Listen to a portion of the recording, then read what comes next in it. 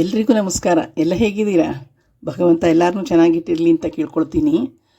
ಇದೇನಿದು ಯಾವುದೋ ಜಾಗ ತೋರಿಸ್ತಾ ಇದ್ದಾರೆ, ಜಾತ್ರೆ ಇದ್ದಾಗಿದೆಯಲ್ಲ ಅಂತ ಅಂದ್ಕೊಳ್ತಾ ಇದ್ದೀರಾ? ಹೌದು, ಖಂಡಿತ.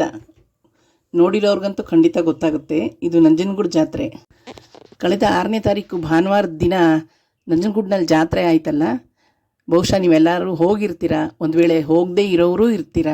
ಹಾಗಾಗಿ ವಿಷಯ ಅದಲ್ಲ. ಜಾತ್ರೆಗೆ ಹೋಗಿರೋರು ಲೈವಾಗೆ ಎಲ್ಲ ನೋಡಿರ್ತೀರ. ಒಂದು ವೇಳೆ ಹೋಗದೇ ಇರೋರು ಟಿ ವಿನಲ್ಲಿ ಮತ್ತು ಯೂಟ್ಯೂಬ್ಗಳಲ್ಲೆಲ್ಲ ಜಾತ್ರೆ ಹೇಗೆ ನಡೀತು ಅಂತ ನೋಡಿರ್ತೀರ. ಹಾಗಾಗಿ ಜಾತ್ರೆ ಬಗ್ಗೆ ನಾನೇನು ನಿಮ್ಗೆ ವಿವರಿಸಿ ಹೇಳೋಕೆ ಹೋಗೋದಿಲ್ಲ. ಆದರೆ ನಾನು ಜಾತ್ರೆಗೆ ಹೋದಾಗ ನನಗೆ ಅಲ್ಲಿ ಕಂಡ ಕೆಲವು ಪ್ರಸಂಗಗಳು, ಕೆಲವು ತಮಾಷೆಗಳು, ಕೆಲವು ಜೀವನದ ಸತ್ಯಗಳು ಎಲ್ಲ ನೋಡಿದ್ದಾಗ ನಾನು ಇದನ್ನು ನಿಮ್ಮ ಜೊತೆಗೆಲ್ಲ ಹಂಚ್ಕೋಬೇಕು ಈ ವಿಷಯಗಳನ್ನ ಅಂತ ಅನ್ನಿಸ್ತು. ಹಾಗಾಗಿ ವಿಡಿಯೋ ಏನೋ ಮಾಡಿದೆ, ಆದರೆ ಅದನ್ನು ಅಪ್ಲೋಡ್ ಮಾಡೋದು ಸ್ವಲ್ಪ ಲೇಟ್ ಆಯಿತು. ಯಾಕೆಂದರೆ ನಾನು ಸ್ವಲ್ಪ ಬೇರೆ ಕೆಲಸಗಳಲ್ಲಿ ಬ್ಯುಸಿ ಇದ್ದೆ.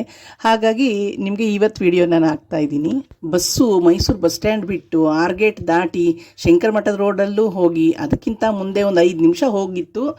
ಹೋಗ್ತಾ ಹೋಗ್ತಾ ಬಸ್ ಡ್ರೈವರು ಬಸ್ ಸ್ಪೀಡ್ ಜಾಸ್ತಿ ಮಾಡ್ತಾಯಿದ್ರು. ಅವರು ಕಿವಿಗೆ ಮ್ಯೂಸಿಕ್ ಹಾಕ್ಕೊಂಡು ಡ್ರೈವ್ ಮಾಡ್ತಾಯಿದ್ರು. ಕಂಡಕ್ಟ್ರು ಒಂದು ಕಡೆ ಕೂತ್ಕೊಂಡು, ಅಂದರೆ ಫ್ರಂಟಲ್ಲೇ ಮೊದಲನೇ ಸೀಟಲ್ಲೇ ಕೂರ್ತಾರಲ್ಲ ಕಂಡಕ್ಟ್ರು, ಅಲ್ಲಿ ಕೂತ್ಕೊಂಡು ಅವರು ಕಲೆಕ್ಷನ್ ಆಗಿದ್ದ ದುಡ್ಡೆಲ್ಲ ಎಣಿಸ್ತಾಯಿದ್ರು. ಇದ್ದಕ್ಕಿದ್ದ ಹಾಗೆ ಬಸ್ ನಿಲ್ಸಯ್ಯ ಅಂತ ಕಂಡಕ್ಟ್ರು ಜೋರಾಗಿ ಕೂಗೋಕ್ಕೆ ಶುರು ಮಾಡಿದ್ರು. ನಮಗೆಲ್ಲ ಏನು ಯಾಕೆ ಹಿಂಗೆ ಕೂಗ್ತಾ ಇದ್ದಾರೆ ಅಂತ ಗಾಬರಿ. ಡ್ರೈವರ್ಗೆ ಆ ಕಿವಿಗೆ ಮ್ಯೂಸಿಕ್ ಹಾಕ್ಕೊಂಡಿರೋದಕ್ಕೆ ಅವ್ರಿಗೆ ಇವ್ರು ಕೂಗಿದ್ದೇ ಕೇಳಿಸ್ತಾ ಇಲ್ಲ. ಅವ್ರ ಪಾಡ್ಗೆ ಅವ್ರು ಸುಮ್ಮನೆ ಹೋಗ್ತಾನೆ ಇದ್ದಾರೆ. ಆಮೇಲೆ ಕಂಡಕ್ಟ್ರು ಡ್ರೈವರ್ ಹತ್ರನೇ ಹೋಗಿ ಜೋರಾಗಿ ಕಿರ್ಚ್ಕೊಂಡಾಗ ಅವ್ರು ಗಾಬರಿಯಾಗಿ ಸೈಡಲ್ಲಿ ನಿಧಾನವಾಗಿ ಬಸ್ಸನ್ನು ನಿಲ್ಲಿಸಿದ್ದ ತಕ್ಷಣವೇ ಈ ಕಂಡಕ್ಟ್ರು ಬಸ್ ಇಳಿದು ಏನು ಓಡ್ತಾ ಇದ್ದಾರೆ ಹಿಂದಕ್ಕೆ. ಆಮೇಲೆ ವಿಷಯ ಗೊತ್ತಾಗಿದ್ದೇನು ಅಂದರೆ, ಇವರು ಕಿಟಕಿ ಹತ್ರ ಕೂತ್ಕೊಂಡು ದುಡ್ಡು ಎಣಿಸ್ತಾ ಇದ್ರಲ್ಲ, ಆ ದುಡ್ಡು ಗಾಳಿಗೆ 500 ರೂಪಾಯಿಂದ 2-3 ನೋಟು ಕೆಳಗಡೆ ಬಿದ್ದೋಗಿದೆ ಗಾಳಿಗೆ. ಹಾಗಾಗಿ ಅವರು ಗಾಬರಿಯಾಗಿ ಕಿರ್ಚ್ಕೊಂಡು ಅಷ್ಟೊಂದು ಇದು ಮಾಡಿದ್ರು. ಆಮೇಲೆ ಡ್ರೈವರ್ ಮೇಲೆ ಕಂಡಕ್ಟ್ರ್ ಮೇಲೆ ಡ್ರೈವರ್ ದೋಷಾರೋಪಣೆ ಮಾಡ್ಕೊಳ್ತಾ ಆಮೇಲೆ ಸರಿ ಹೋದರು ಅನ್ನಿ.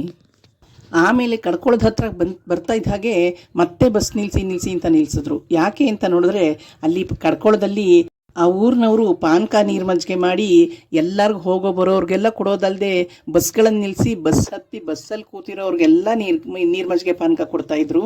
ಹೊರಗಡೆ ಧಗ ಬಿಸಿಲು, ಬಸ್ ಒಳಗಡೆ ಅಷ್ಟೇ ಶಾಖ ಬಿಸಿ. ಅವರು ನೀರು ಮಜ್ಜಿಗೆ ಪಾನಕ ತಣ್ಣಗಿರೋದು ಕೊಟ್ಟ ತಕ್ಷಣ ಎಲ್ರಿಗೂ ತುಂಬ ತೃಪ್ತಿ ಆಯಿತು. ಮತ್ತೆ ಕೇಳಿ ಎಲ್ರಿಗೂ ಮಜ್ಜಿಗೆ ಪಾನಕ ಕೊಡ್ತಾಯಿದ್ರು. ನಿಜವಾಗ್ಲೂ ಅವ್ರಿಗೆ ಒಳ್ಳೆಯದಾಗಲಿ, ಭಗವಂತ ಅವ್ರಿಗೆ ಆಯುಷ್ಯ ಆರೋಗ್ಯ ಕೊಟ್ಟು ಕಾಪಾಡಲಿ ಅಂತಂದ್ಬಿಟ್ಟು ನಾನು ಈ ಮೂಲಕ ಅವ್ರಿಗೆ ಧನ್ಯವಾದಗಳನ್ನು ಹೇಳ್ತೀನಿ. ಪಾಪ ನಮ್ಮ ಡ್ರೈವರ್ ಅಂತೂ ಬರೀ ಒಂದು 8-10 ಲೋಟ ಅಷ್ಟೇ ಕುಡಿದಿದ್ದು ಅವರು ಮಜ್ಜಿಗೆ, ಸಾಕು ಅಂದ್ಬಿಟ್ರು. ಒಂದು ಜಾತ್ರೆ ಅಂದರೆ ಅಲ್ಲಿ ಬರೀ ದೇವಸ್ಥಾನದ ದೇವರ ಉತ್ಸವ ಮಾತ್ರ ನಡೆಯೋದಿಲ್ಲ. ಎಷ್ಟೋ ಜನರ ಬಾಳಿಗೆ ಬದುಕಿಗೆ ಒಂದು ಅನ್ನದ ದಾರಿಯಾಗುತ್ತೆ. ಎಷ್ಟೋ ಜನರ ಹಸಿವು ನೀಗಿಸುವಂಥ ಸ್ಥಳ, ಎಷ್ಟೋ ಜನರ ಜೀವನದ ಬಂಡಿ ಮುಂದೆ ಸಾಗೋಕೆ ಒಂದು ಅವಕಾಶ ಮಾಡಿಕೊಡುವಂಥ ಸ್ಥಳ.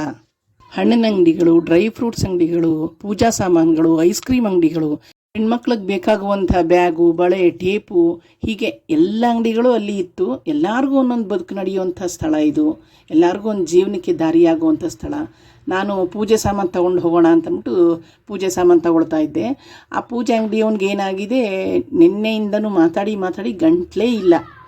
ಅವನೇನು ಹೇಳ್ತಾನೆ ಅಂತಲೇ ಗೊತ್ತಾಗೋದಿಲ್ಲ. ನಾನು ಸುಮ್ಮನೆ ತಮಾಷೆ ಮಾಡೋಣ ಅಂತ ಅವ್ರು ಎಷ್ಟು ಹೇಳಿದ್ರು ನನಗೆ ಏನೂ ಕೇಳಿಸ್ತಿಲ್ಲ ಅಂತ ಪದೇ ಕೇಳ್ತಾ ಇದ್ದೆ. ಆಮೇಲೆ ಅವ್ರಿಗೆ ಗೊತ್ತಾಗೋಯ್ತು ಇವ್ರು ನಾನು ತಮಾಷೆ ಮಾಡ್ತಾ ಇದ್ದಾರೆ ಅಂತ. ನೀವು ಬೇರೆ ಕಡೆ ಪೂಜೆ ಸಾಮಾನು ತಗೊಳ್ಳಿ ಹೋಗಿ, ನನ್ನ ಕೈಲಿ ಮಾತಾಡೋಕ್ಕಾಗಲ್ಲ ಅಂತ ಅಂದರು. ಆಮೇಲೆ ಕೊನೆಗೆ ಅವ್ರ ಹತ್ರನೇ ಪೂಜೆ ಸಾಮಾನು ತೊಗೊಂಡು ಬಂದೆ.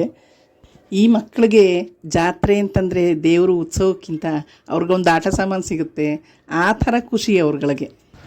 ನಂಜನಗೂಡು ಜಾತ್ರೆಯಲ್ಲಿ ಹೀಗೆ ಬಾಳೆಹಣ್ಣಿಗೆ ಜವನ ಸಿಕ್ಕಿಸಿ ಅದನ್ನು ತೇರ ಮೇಲೆ ಎಸೆಯುವಂಥದ್ದು ಒಂದು ಪದ್ಧತಿ. ಇಲ್ಲಿರೋ ಸಾವಿರಾರು ಜನ ಭಕ್ತರೆಲ್ಲ ಭಕ್ತಿಯಿಂದ ಬಾಳೆಹಣ್ಣನ್ನು ರಥದ ಮೇಲೆ ಎಸೀತಾ ಇದ್ದರೆ, ಅಲ್ಲಿ ರಥದ ಮೇಲೆ ದೇವ್ರ ಪಕ್ಕ ನಿಂತಿದ್ದ ಹುಡುಗನ ಮೇಲೆ ಎಲ್ಲ ಹೋಗಿ ಬೀಳ್ತಾ ಇತ್ತು. ಅವನೆಲ್ಲೋ ಬೆಳಗ್ಗೆಯಿಂದ ಹಾಗೆ ಮಾಡಿ ಬೇಸರ ಆಗೋಗಿದೆ ಅವನಿಗೆ ಅಂತ ಕಾಣುತ್ತೆ. ಅವನೇನು ಕೋಪ ಮಾಡಿಕೊಂಡು ಮತ್ತೆ ಅದೇ ಬಾಳೆಹಣ್ಣನ್ನು ಎತ್ತಿ ಯಾರು ಎಸೆದ್ರೋ ಅವ್ರ ಮುಖದ ಮೇಲೆ ಪಟ ಅಂತ ಮೇಲಿಂದನೇ ಹೊಡಿತಾ ಇದ್ದ. ಎಷ್ಟೋ ಜನರು ಬಟ್ಟೆ ಮೇಲೆಲ್ಲ ಬಿತ್ತು, ಎಷ್ಟೋ ಜನರು ಮುಖದ ಮೇಲೆಲ್ಲ ಬಿತ್ತು. ಒಂಥರ ನೋಡೋಕೆ ತಮಾಷೆಯಾಗಿತ್ತು. ಅಲ್ಲಿ ರಥದ ಹಿಂಭಾಗದಲ್ಲಿ ಇನ್ನೊಂದು ದೇವಿರಮ್ಮನ ರಥ ಅಂತ ಇತ್ತಲ್ಲ, ಅಲ್ಲೇ ಎಷ್ಟೋ ಜನ ಪೂಜೆ ಮಾಡಿಕೊಡ್ತಾಯಿದ್ರು. ಅಲ್ಲೇ ಎಷ್ಟೋ ಜನ ಪೂಜೆ ಮಾಡಿಸ್ತಾಯಿದ್ರು.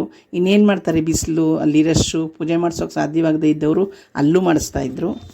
ದೇವಸ್ಥಾನದ ಹಿಂಭಾಗದಲ್ಲಿ ಸ್ವಲ್ಪ ನೆರಳಿರೋ ಜಾಗದಲ್ಲಿ ಒಂದು ಅಜ್ಜಿ ಕೂತ್ಕೊಂಡು ಆ ಅಜ್ಜಿನೂ ಬೆಳಗ್ಗೆಯಿಂದ ಸುಮಾರು ಕಲೆಕ್ಷನ್ ಮಾಡಿತ್ತು ಅಂತ ಕಾಣುತ್ತೆ. ಅದಕ್ಕೆ ದುಡ್ಡು ಎಣಿಸ್ತಾನೇ ಇತ್ತು. ನಮ್ಮ ಕಡೆ ಜ್ಞಾನನೇ ಇರಲಿಲ್ಲ ಅಜ್ಜಿಗೆ.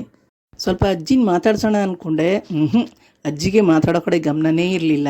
ಸರಿ ಅಂತ ಅಜ್ಜಿ ಪಾಡ್ಗೆ ಅಜ್ಜಿನ ಬಿಟ್ಟು ಇನ್ನು ದೇವಸ್ಥಾನಕ್ಕೆ ಹೋದ್ಮೇಲೆ ಸೆಲ್ಫಿ ತೊಗೊಳ್ದೇ ಇರೋಕ್ಕಾಗತ್ತಾ, ಒಂದು ಸೆಲ್ಫಿ ತೊಗೊಂಡು ಊರ ಕಡೆ ಹೊರಟೆ. ಓಕೆ ಫ್ರೆಂಡ್ಸ್, ನನ್ನ ಚಾನಲ್ನ ಸಬ್ಸ್ಕ್ರೈಬ್ ಮಾಡ್ಕೊಂಡು ನೋಡ್ತಾ ಇರೋ ಎಲ್ಲ ನನ್ನ ಹಿತೈಷಿಗಳಿಗೆ ಹಾಗೂ ನನ್ನ ವೀಡಿಯೋಗಳಿಗೆ ಲೈಕ್ ಮಾಡ್ತಾ, ಶೇರ್ ಮಾಡ್ತಾ, ಹಾಗೆ ಬೆಲ್ ಐಕಾನ್ ಕ್ಲಿಕ್ ಮಾಡಿ ನೋಟಿಫಿಕೇಷನ್ ಬರುತ್ತೆ.